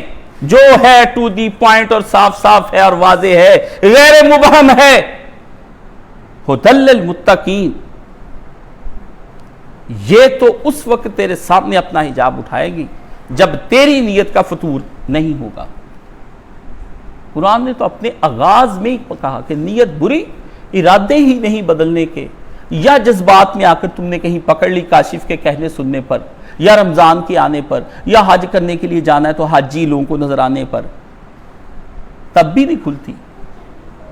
یہ کسی پہ نہیں کھلتی جب تک کوئی بالکل اسی کا نہ ہو جائے اور اسی کے ساتھ نہ لگ جائے. یہ نہیں کھلتی. پڑھتے جاتے ہیں، سنتے جاتے ہیں، کتنی محفلیں ہوتی ہیں، قرآن نہیں کھلتا.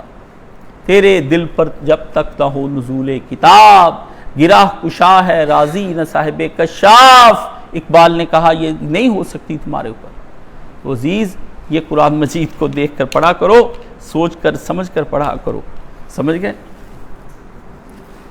میں تو قرآن مجید کا ایک نسخہ منگوایا ہے، ابھی سعودی عرب میں نے آرڈر دیا ہوا ہے.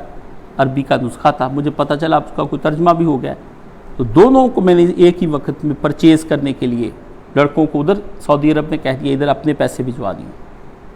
پھر قرآن مجید شروع کر لیا میں نے، یعنی پھر بند سارے کام. ادھر وہ نسخہ آئے گا بند، کوئی مطالعہ نہیں، نہ تاریخ نہ حدیث، بند. پھر 33 سال کے بعد پھر ایک نئی طرح سے قرآن مجید پڑھنا ہے. اب اپنے مطالعوں کے بعد قرآن مجید کو دیکھنا ہے کہ کیا کہتا ہے. بس اللہ کی یہ کتاب. یہ کیا بات ہوئی ایک دفعہ پڑھ لیا جی میں نے رمضان میں، تو ایک دفعہ میں نے فلانی تفسیر پڑھ لی، یہ کیا بات ہوئی؟ ایک آدھ دفعہ. اللہ کے بندے، جس کا نام ہی قرآن ہے کہ جس کو بار بار پڑھا ہی جاتا رہے، پڑھا ہی جاتا رہے. کتنی دفعہ پڑھتے ہیں دل سیر نہیں ہوتا، سن سن کے 5 نمازوں میں دل سیر نہیں ہوتا، تلاوتیں کرا کرا کے دل سیر نہیں ہوتا، ختم کر کے پھر شروع کر لیتے دل سیر نہیں ہوتا. یہ کس کا کلام ہے اور کہاں سے آیا ہے؟ یہ کسی نے انسان کے نام محبت نامہ لکھا تھا. یہ اللہ کا انسان کے نام لو لیٹر ہے، محبت نامہ لکھا تھا انسان کے لیے. پر انسان بڑا ظالم نکلا، یہ کسی اور معشوق کی طرف شیطان کے پیچھے لگ کر ہو گیا. جو اس کا سچا محبوب تھا اس کی طرف توجہ ہی نہیں کی. ابھی تک اس کا محبت نامہ بند پڑا ہے، مدتوں سے یہ انتظار کر رہا ہے۔ اس وقت اس کو کھولنے کا خیال آتا ہے جب عمر بیت جاتی ہے، جب آنکھیں کمزور ہو جاتی ہیں، کان ختم ہو جاتے ہیں، قرآن مجید ہاتھ میں اٹھانے کے قابل نہیں رہ جاتا۔ ایک دن میں نے اتنی بیماری کی حالت، قرآن مجید میری ایک ذہن میں آیت پھنس گئی، حالت میری شدید خراب، بستر پہ میں پڑا، تکلیف سے ہائے ہائے کروں، بندہ کو پاس میرے کوئی نہ، قرآن مجید دور پڑا، مجھ سے اٹھایا نہ جائے، میں اب اٹھوں تو اٹھا نہ جائے۔ اس قدر مجھے افسوس ہوا کہ اب مجھے میرے قرآن کی ضرورت ہے اور میں اٹھ نہیں پاتا،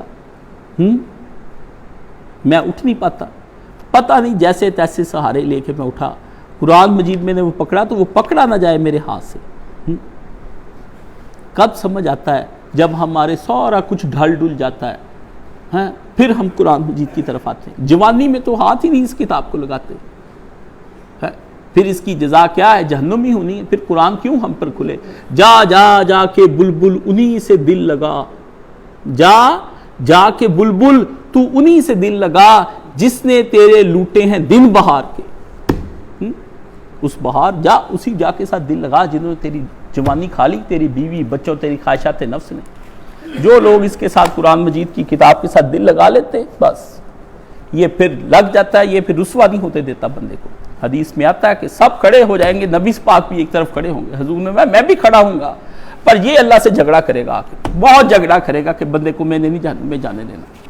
اللہ کے نبی بھی پاس ہی کھڑا ہوگا، وہ حضور صرف شفاعت کر کے چپ کر کے پرے ہو جائیں گے، پر اللہ سے جو شے قیامت کے دن جھگڑا کرے گی وہ نبی پاک بھی نہیں کر پائیں گے۔ نبی پاک بھی درخواستیں دیتے جائیں گے، بھی درخواست ہے اس کو ایسے کر دیں، اپلیکیشن، وہ منظور کرے نہ کرے اللہ کا کام، لیکن اس کے بارے میں فرمایا یجادلون، آ جائیں گی، اس قدر اللہ کی بارگاہ میں بحث ہوگی بھی اللہ تعالیٰ کہے گا تم کیوں نہیں چھوڑتی میری جان؟ وہ کہنے بندہ چھوڑ تو ہمارا، جس نے ہمارے تلاوتیں کی، ہمیں مانا، دن رات جاگا، ہمارے لیے اس نے راتیں کاٹ دی، تو بندہ جہنم میں پھینکنے لگا ہے ذرا سی اس کی غلطی کے اوپر۔ اللہ اکبر کبیرہ۔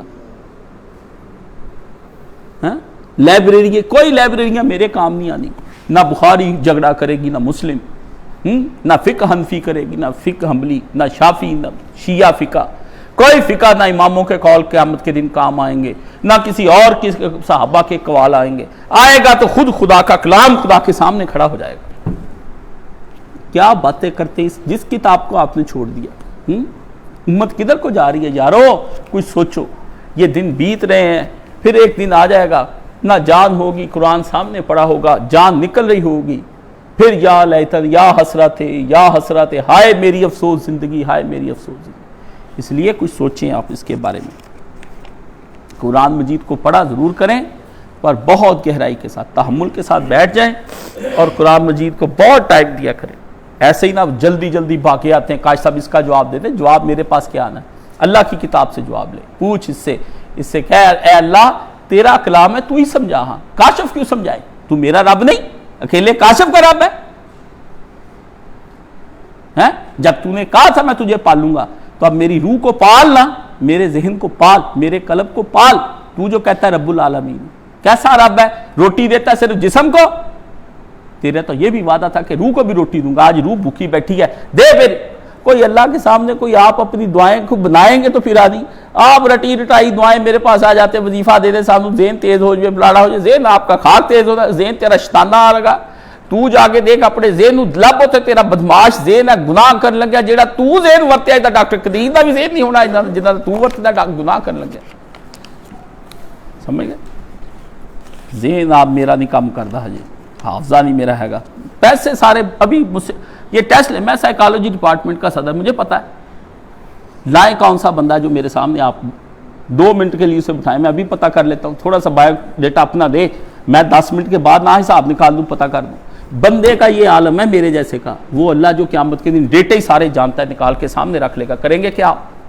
میں ہی نہ بولنے دوں تو آپ اس اللہ کو کیا جانتے ہیں جس نے ذہانتیں پیدا کی ہیں، قابلیتیں جس کے نوکر ہیں، عقل جس کے سامنے ہاتھ باندھ کے کھڑی ہوئی ہے، اس اللہ کے سامنے آپ جائیں گے؟ یہ عفت رسالہ آ گیا ہے، قیمت اس کی 100 روپے ہے، تو سلمہ یاسمین نجمی، بیٹیاں برباد ہو رہی ہیں بھائی جان، یہ بیٹیوں کو شاید سنبھال لے، یہ ایک رسالہ 100 روپے کا مہینے کے بعد ختم ہو جانا چاہیے اگر یہاں پر آیا ہے، اپنی بیٹیوں بھتیجیوں کو تحفے میں دے لے جا کے، اس کے اندر وہ لٹریچر اور ادبی باتیں ہیں جو بیٹیوں کو صالحات بنائیں، بس بیٹیوں کا کچھ نہ پوچھے کیا، بیٹے بھی تباہ بیٹیاں بھی تباہ، میرا تو پتہ ہی نہیں سمجھ آتی کہ میں جمعے کس پہ پڑھاؤں، 100 خطبہ تیار پڑا ہے، بس چپ کر کے بیٹھا دیکھتا رہتا ہوں۔ اس قدر حملہ ہو گیا کافروں کا ہماری تہذیب پر، ہم کیا کریں؟ چاروں طرف سے ہم مارے جا رہے ہیں، ہمارا کوئی حال ہی نہیں ہے، کوئی تو حال، یا اللہ کدھر کسی طرف سے تو رحم فرما دے۔ جغرافیائی لحاظ سے ہم مٹائے جا رہے ہیں، معاشی لحاظ سے ہم مٹائے جا رہے ہیں، اقتصادی ہم پہ فوجیں چڑھ گئیں، عسکری ہم پہ چڑھا دی، تہذیب ہماری برباد کر دی، کلچر ہمارا رہ کوئی نہ گیا، ثقافت برباد ہو گئی، رشتے ٹوٹ پھوٹ گئے، ویلیوز اینڈ کسٹم تباہ و برباد ہو گئی، اجڑی ہوئی تہذیب کے ہم علمبردار بیٹھے ممبروں پر، کیا کدھر کو جائیں؟ تو دوستو یہ فکر کرنے کا زمانہ ہے۔ سبحان اللہ والحمدللہ ولا الہ، کل انشاءاللہ العزیز ہفتہ ہے اور صبح 9 سے 12 بجے تک جو ہے وہ درس قرآن ہوگا۔ بدھ والے دن 1 مئی ہے، 9 سے 5، صرف 9 سے 5، جو 9 سے 5 آئیں گے وہی آنا چاہتے ہیں تو وہ آئیں، ورنہ گھر میں رہیں، ہمیں ڈسٹرب نہ کریں۔ باہر سے میرے اسٹوڈنٹ آ رہے ہیں ملنے کے لیے، ملاقات میں نے ایک رکھی تھی، مجھ سے اب بولا ملا نہیں جاتا سوالوں کو اس لیے میں نے سوچا کہ لیبر ڈے ہے، مزدور ڈے ہے، 1 مئی ہوگی، چھٹیاں ہوں گی، تو جو لوگ بزنس کرتے ہیں وہ بھی بند کر دیں گے، کوئی قیامت نہیں آ جائے گی۔ 9 سے 5 یہاں پر پھر ایک دینی محفل کا انعقاد ہوگا، تو آپ اس میں سوال جو آپ کی نشستیں ہوں گی، ٹویٹرز میرے آئیں گے، جن لڑکوں نے ان سے جو ہم سے پڑھیں ان کا مطالعہ شیئر ہوگا آپس میں، درس یہ تو نہیں ہوگا کہ واز نہیں ہوگا، اپنے مذاکرے کیے جائیں گے، امت اور اپنے بارے میں غور و فکر کی ہے، تو آپ اس میں اپنے جو لوگ نوجوان آنا چاہتے ہیں، گائیڈ لائن لینا چاہتے ہیں، وہ اپنے سوال لکھ کر آئیں، جو میرے ٹیوٹرز ہوں گے وہ ان کے جواب دیں گے، اور جو پھر نہیں جواب ان کے سامنے ہوگا، ان کو سمجھ نہیں آئے گا، اس کے لیے پھر میں حاضر ہوں۔ باقی میرے بارے میں بہت کثرت سے دعا کریں، بالکل آپ یہ سمجھیں کہ مردہ آپ کے سامنے آج بول رہا ہے۔ یہ ڈاکٹر صاحب کے پاس رپورٹیں ہیں میری، ان سے پوچھ لیں بھی کون، وہ ادھر گیا، حکیم نے نبض دیکھی، اس نے کہا یہ بندہ جس کی نبض میرے ہاتھ میں، اس کو نا کچھ 30 سال پہلے مر جانا چاہیے تھا، اس طرح کا بندہ ہے۔ تو بالکل حالت نہیں ہے، یہ بھی ابھی میں نے انسولین لگائی، کچھ چیزیں کھائیں تو اٹھ کے یہاں آ کے بیٹھ گئے، رات بالکل کوئی حالت نہیں تھی۔ تو یہ کمر کا درد ایک شروع ہوا ہے، پتہ نہیں وہ کس چیز کا ہے، بڑی دوائیاں، بڑے آرتھوپیڈک سب دکھا لیے، بیٹھا ہی نہیں جاتا، اور شوگر کی کمزوری تو اپنی جگہ پر ہے۔ تو یہ آپ یہ دیکھنے میں ایسے ہی لگتا ہوں کہ میں بڑا فٹ ہوں اور ایسا ویسا ہوں، بالکل میں کہتا ہوں سارا دن ہی لیٹا رہوں تو پھر بھی درد نہیں کم ہو، رات بھی جاگ کر گزرتی۔ تو آپ سے کوئی ایسی چیز نہیں کہ مجھے دوائیاں لا کے دیں یا مجھے ڈاکٹر، آپ سے یہی ہے کہ اللہ وَإِذَا مَرِضْتُ فَهُوَ يَشْفِي، جب میں بیمار ہوتا ہوں تو شفا تو ہی مجھے عطا کرتا ہے، یہ ہمیں ہمارے ابراہیم علیہ السلام بتا گئے۔ آپ نے کچھ نہیں کرنا، بس خلوص قلب سے اس جمعے کے اندر، نماز کے اندر اور گھر جا کے میرے بارے میں خصوصی دعا کرنی کہ اللہ مجھے صحت مند زندگی عطا فرمائے جس سے میں دین کا کام کرتا رہوں۔ میں نے کوئی صحت نہیں مانگی دنیا کے کاموں کے لیے، وہ میں نے جو دنیا کے کرنے تھے وہ ہوا گئے، ختم ہو گئے۔ یہ جو دین کے کچھ پروجیکٹس ہیں، میں یہ چاہتا ہوں کہ جس کی وجہ سے میں بخش دیا جاؤں، ٹھیک ہے، اللہ مجھے برابر سرابر حضرت عمر نے کہا تھا بدل لے، تو یہ صرف آپ نے دعا کرنی ہے اور صدقے دل سے کرنی ہے۔ اللہ مجھے شفائے کاملہ بھی دے اور عاجلہ بھی عطا فرمائے، جلد شفا دے اور پوری شفا دے، اور قوت والا بدن بنا دے، اور ان دردوں سے ان چیزوں سے نجات عطا فرمائے۔ باقی اللہ کے نبی نے فرمایا کانٹا بھی چبھتا ہے نا مومن کو، تو اللہ فرشتوں کو کہتے ہیں اجر لکھو اس کا، مومن کو کانٹا چبھا ہے۔ مصیبت مانگنی نہیں، آ جائے تو صبر کرنا، اور صبر کے ساتھ دعا کرنی کہ مصیبت کو ٹال دیا جائے اور ختم کر دیا جائے۔